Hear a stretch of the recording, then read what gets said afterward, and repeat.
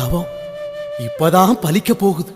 18 படியை தாண்டியவருக்கு ஒரு பரிசு கிடைக்க போகுது. அது என்ன பரிசா இருக்கும்? இந்த பாட்டுல அதுக்கு விடை கிடைக்கும்.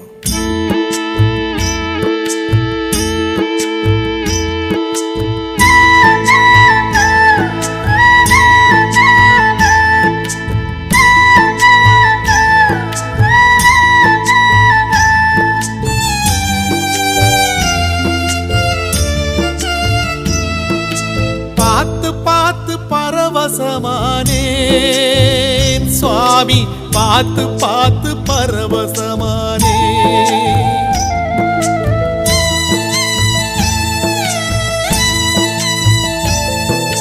பார்த்து பார்த்து பரவசமானேன்